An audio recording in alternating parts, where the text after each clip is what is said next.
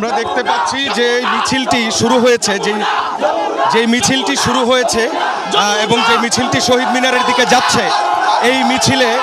যে পরিমাণ মানুষ অংশগ্রহণ করেছেন, শিক্ষার্থীদের পাশাপাশি বিভিন্ন শ্রেণী পেশার মানুষ, যেই মিছিলটি শুরু হয়েছিল, এই মিছিলের অগ্রভাগটা যখন আমি মহাখালীর দিক থেকে দেখছিলাম, তখন যেটা দেখলাম যে মিছিলটি যখন মহাখালীর কাছাকাছি আসছিল, সেই সময় থেকেই কিন্তু আমরা দেখেছিলাম আইন শৃঙ্খলা রক্ষাকারী বাহিনীর মধ্যে পুলিশের একটা ব্যাপক অবস্থান ছিল এবং সেনা সদস্যদের অবস্থান ছিল। কিন্তু বিশাল এই মিছিলটি যখনই মহাখালীর যে অংশটি, সেই অংশটি যখন অতিক্রম করছে, ঠিক সেই সময় আমরা দেখতে পেয়েছি যে বিপুল জনস্রোতের মাঝখানে যে ব্যারিকেডগুলো দেওয়া হয়েছিল, সেই ব্যারিকেড আইন শৃঙ্খলা রক্ষাকারী বাহিনীর সদস্যরা তারা সেগুলো সরিয়ে নেয় এবং এই যে শিক্ষার্থীদের এবং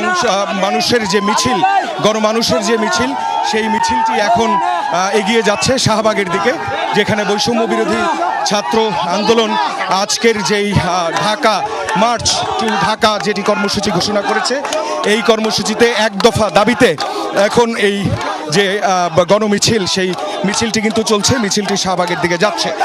এর আগে এই বিভিন্ন যে পয়েন্টগুলো আছে, সেই পয়েন্টগুলো যদি আমরা দেখাই, সেখানে এখন আমি এই মুহূর্তে আছি মিছিলের তেজগার যে অংশটি, সেই অংশটিতে। এই অংশটিতে আমরা লক্ষ্য করছি মানুষজন, তারা কিন্তু বিক্ষুব্ধ যে মানুষজন, এবং একই সঙ্গে তারাও কিন্তু একটা অপেক্ষায় আছেন বিকেল 3টায়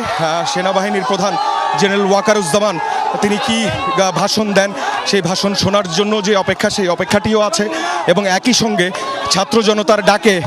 যেই মিছিল, গণমিছিল যাচ্ছে শাহবাগের দিকে, এই মিছিলে আমরা দেখেছি বিভিন্ন শ্রেণী পেশার মানুষ, বিভিন্ন বয়সের মানুষ, তারা কিন্তু এটাতে এই মিছিলে তারা জয়েন করেছেন। এবং এখানে আমরা কিছু প্রতিবন্ধী মানুষ দেখতে পাচ্ছিলাম, যারা রিকশায় করে তারা এই মিছিলের সঙ্গে এগিয়ে যাচ্ছে। এবং আরও কয়েকজন বয়োবৃদ্ধ মানুষ যারা আছেন, 70-80 বছরের উপরের যে এমন যে মানুষজন আছেন, তারাও কিন্তু এই যে মিছিল, এই মিছিলে তারা যুক্ত হয়েছেন। ব্যাপক নারীদের সমাগমও কিন্তু আমরা দেখেছি, শিক্ষার্থীরা যারা, এবং একই সঙ্গে শিক্ষার্থীদের পাশাপাশি তাদের যে অভিভাবক, তাদের যে শিক্ষক এবং যে শ্রমিক যে জনতা, তারা সবাই কিন্তু রাস্তায় নেমে এসেছেন। এবং এই মিছিলটি যাওয়ার চেষ্টা করেছিল মহাখালী থেকে জাহাঙ্গীর গেটের দিকে, কিন্তু সেই দিকটাতে আর মিছিলটি আর যায়নি, মিছিলটি সোজা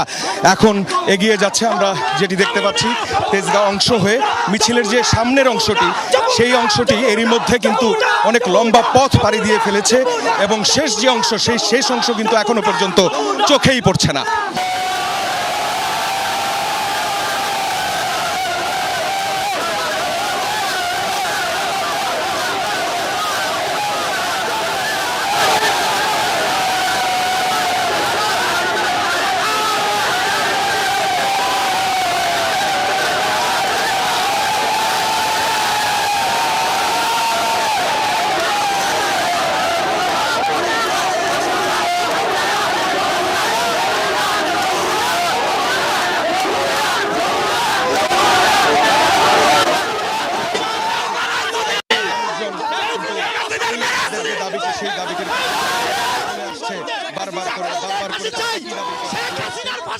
তারা বলছে যে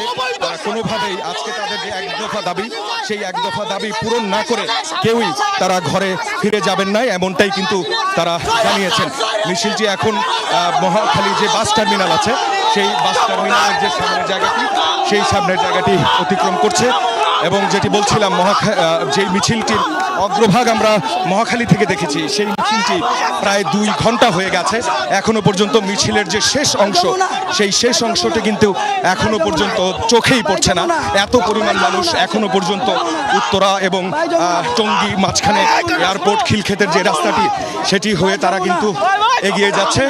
এই মিছিলে শরিক হয়েছেন বিভিন্ন শ্রেণী পেশার মানুষ। যেই আন্দোলনটি শুরু হয়েছিল জুলাইয়ের 1 তারিখ থেকে কোটা সংস্কারের দাবিতে, কোটার যৌক্তিক সংস্কারের কথা বলেছিল ছাত্র সমাজ এবং বৈষম্য বিরোধী ছাত্র আন্দোলনের ব্যানারে, এরপর আরও যে কর্মসূচিগুলো, সেই কর্মসূচিগুলোর মধ্যে আমরা দেখেছি বাংলা ব্লকেডের মতো নতুন একটি কর্মসূচি তারা দিয়েছিল। যেই কর্মসূচিতে মানুষজন রাজধানীর যে বিভিন্ন পয়েন্টগুলো আছে এবং সারা দেশের বিভিন্ন গুরুত্বপূর্ণ যে পয়েন্টগুলো আছে মহাসড়কে, সেই সব জায়গায় তারা অবস্থান নিয়েছিল এবং সেই অবস্থান নিয়ে তারা বাংলা ব্লকেট পালন করে 3 দিন এবং এরপর 2 দিন যে মাঝখানের সময় ছিল সেই 2 দিনের পর তারা আবারও কিন্তু যেই কর্মসূচি দেয় সেটির নাম ছিল কমপ্লিট শাটডাউন এবং কমপ্লিট শাটডাউন যে কর্মসূচি সেই কর্মসূচিতে ব্যাপক ধরনের গুলিবর্ষণ করা হয়েছে এমন অভিযোগের কথা কিন্তু আমরা দেখেছি এবং আমরা দেখেছিও যে ঘটনা হচ্ছে এই ঘটনা কত মানুষ আহত হয়েছেন এবং যারা আহত হয়েছেন তাদের পরিবারের যে সদস্যরা তারা সবাই মিলে কিন্তু যে বিভিন্ন সময় তারা রাস্তায় নেমে আসছেন যারা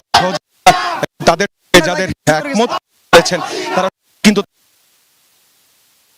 এই সংখ্যা যত তত মানুষ যে জায়গা থেকে সে হয় এবং সেই ক্ষোভ কিন্তু